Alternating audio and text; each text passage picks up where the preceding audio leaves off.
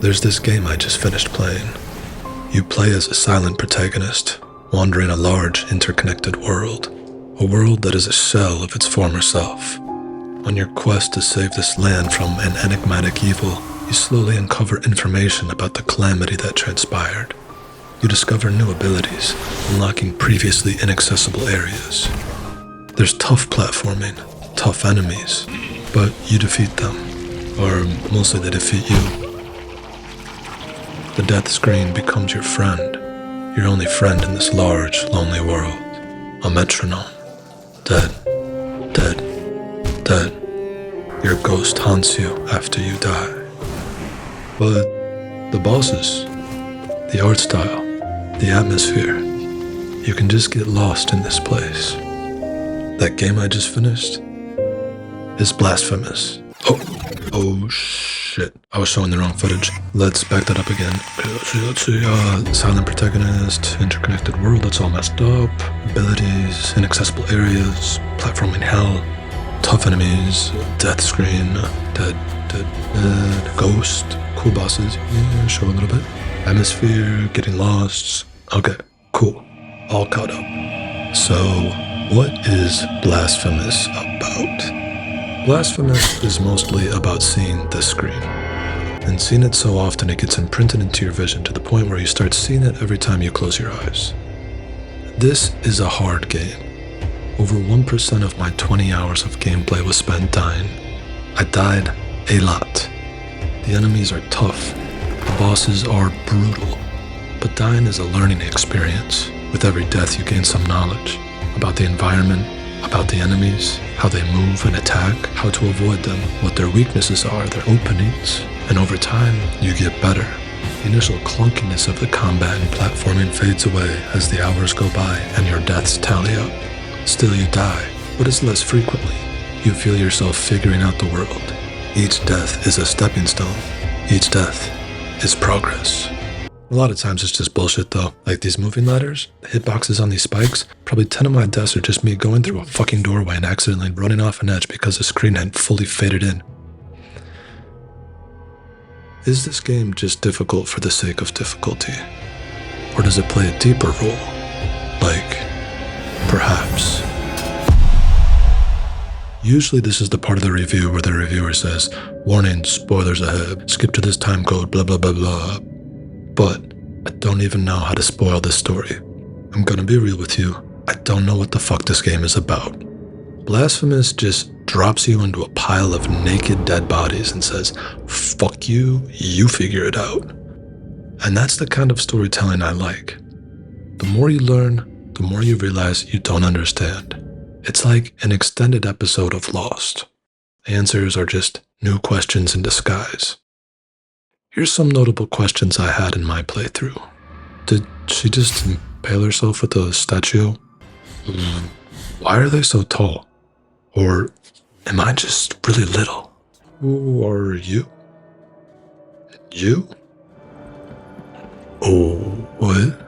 I got a lot of questions right now, but I'm just gonna back away and pretend I didn't walk into this room.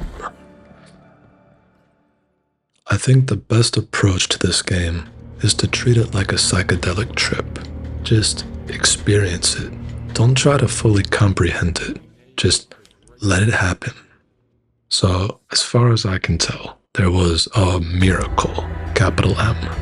And it happened, but it sounds more like the apocalypse. And now everything is all twisted and messed up and everyone's talking about guilt. You're not talking about anything, ever. You do like to smear blood on your face, so much so that it literally heals you. It seems like you're trying to rid the land of evil, or find out what's happening, or find the miracle, save the miracle, kill the miracle. I like the ambiguity of the storytelling. You're in this world, and it doesn't care if you're following along. There is a narrator character that shows up throughout the story, providing you with some direction and lore. By the end, there's a lot of pieces that have come together, but the full picture never crystallized into a coherent whole for me. Then again, I was just along for the trip. Blasphemous is a Metroidvania. A bit more Metroid than Castlevania. There's no RPG mechanics, no leveling up, no stat screen, unfortunately, but otherwise it follows the battle-tested Metroidvania formula. Explore. Encounter inaccessible area. Continue exploring. Fight boss. Find the key, usually an ability or quest item, but sometimes it's literally just a key. Explore previously inaccessible area. Backtrack. Get lost. How fun a Metroidvania is usually depends a lot on how much time you spend doing those last two things. Luckily with this game, I didn't ever get lost for too long. Usually just needed to look at the map and head for any of the blank spaces I hadn't visited. Backtracking though. I feel like Metroidvanias don't mix well with hardcore difficult platforming or deadly difficult enemies, precisely because these games require backtracking. And backtracking repeatedly through areas where you're probably going to die just sucks. There's an inherent conflict between game difficulty and game openness. One solution would be more advanced movement abilities. In Super Metroid, you can speed boost and shine spark. Symphony of the Night, you can warp into a bat or wolf. I don't know. Or maybe I just need to get good and stop walking off ledges. You start the game with some basic moves. You can swing your sword right, left, up. You can parry enemies, but you're stuck with the sword. No other weapons in this game. Finding specific statues littered across the map let you unlock sword abilities and improve your strength. Sword boomerang, charge attack, sliding attacks. Occasionally, you stun the enemy, and you can perform these very necessary executions. It wouldn't be a Metroidvania without discoverable abilities. Blasphemous has these in a few categories. Prayers, various magical abilities you equip that deplete your blue fervor bar, basically the way spells and MP work in other games. Relics, rare, permanent abilities like seeing invisible platforms or surviving toxic air. Beads, which provide small buffs and abilities. These range from increasing vitality, strength, element resistances, speed, or minor abilities like see enemy health bars or gain items from destroying property. Most of these had a very minimal effect, so I just used all the movement-related beads. Beads that allowed me to run faster, dodge further, and dodge more often. Finally, you have Mea Culpa hearts, which will apply a buff but with consequence. An example is increased attack damage but your defense is lowered. These were mostly whatever, I just kept the same one on throughout the entire game.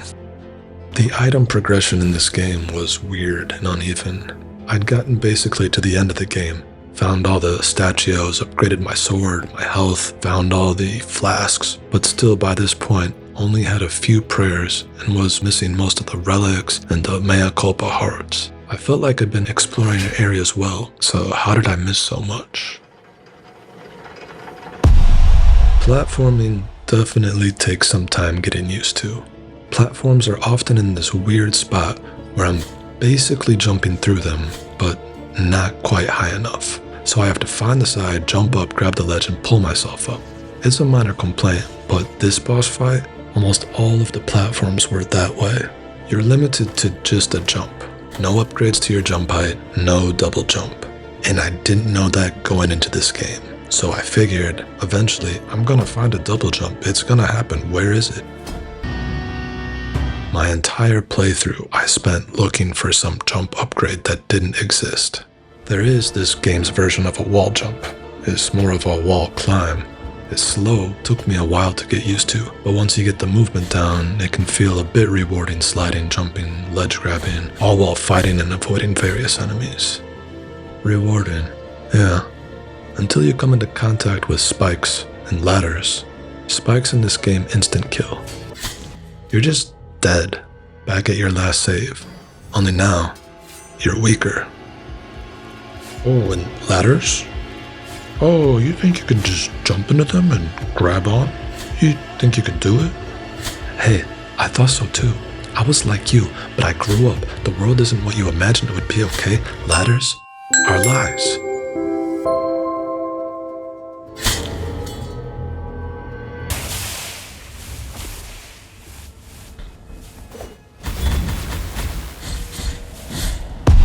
Combat in Blasphemous is challenging. But once you move up the learning curve, it also becomes rewarding. And then it becomes repetitive. This is hurt by the lack of movement abilities and enemy variety. I feel like each area has just a few main enemy types, and those get recycled into similar but stronger enemies later on. Repetitive.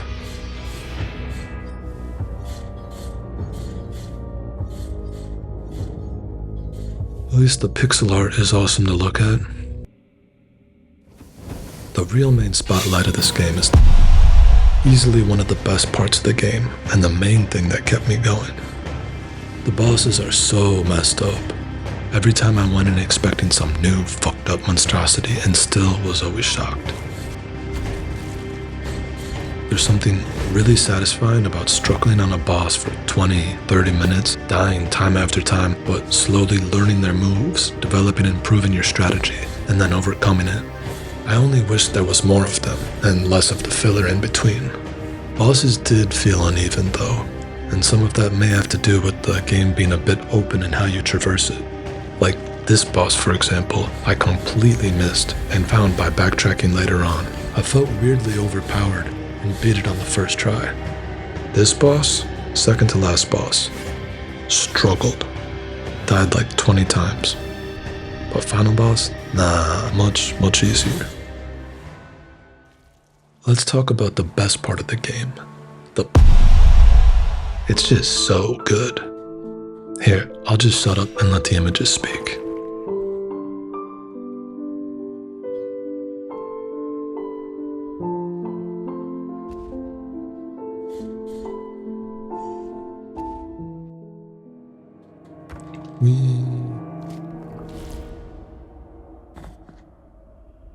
Where am I?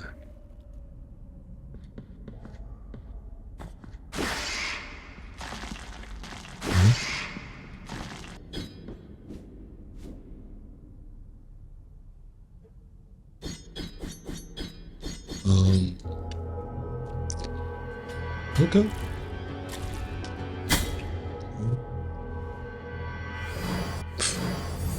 What?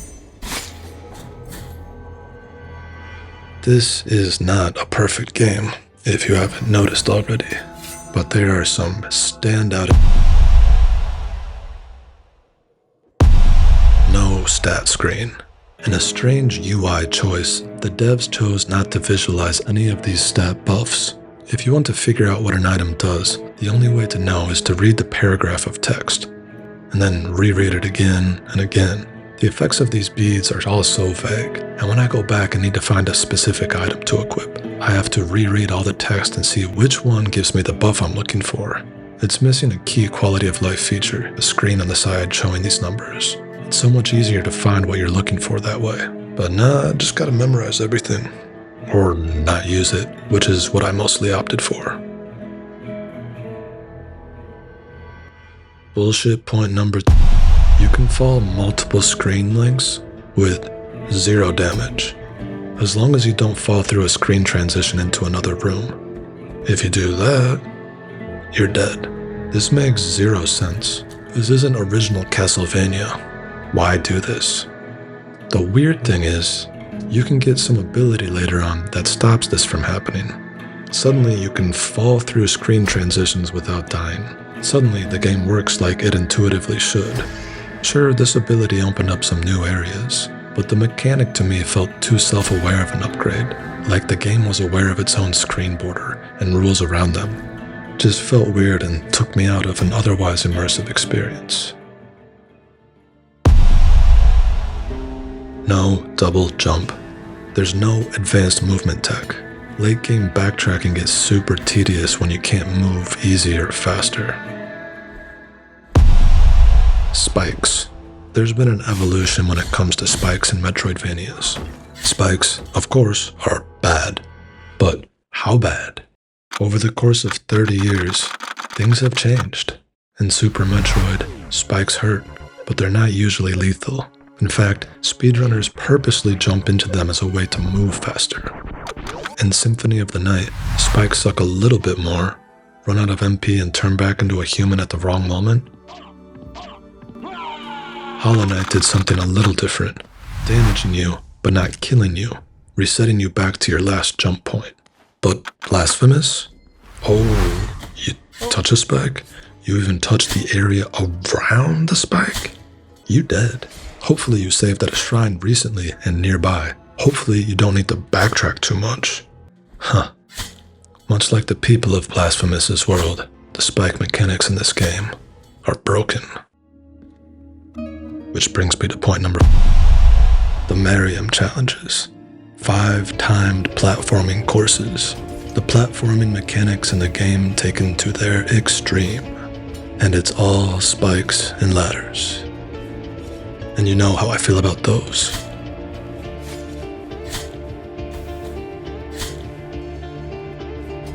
Here, this is a video of me dying 170 times doing these. Alright, we're coming to the end of this review, so here's the Metroidvania Scorecard. Let's take a look. Combat, 8. You can unlock a variety of moves and combat abilities. Enemies are challenging but a bit repetitive. Movement, 4. Movement speed is slow. Wall climb, slow. No double jump, no movement upgrades. Bosses, 9. Bosses are awesome, wish there were more. Platforming, 4. Maybe 3. Platforming is often janky.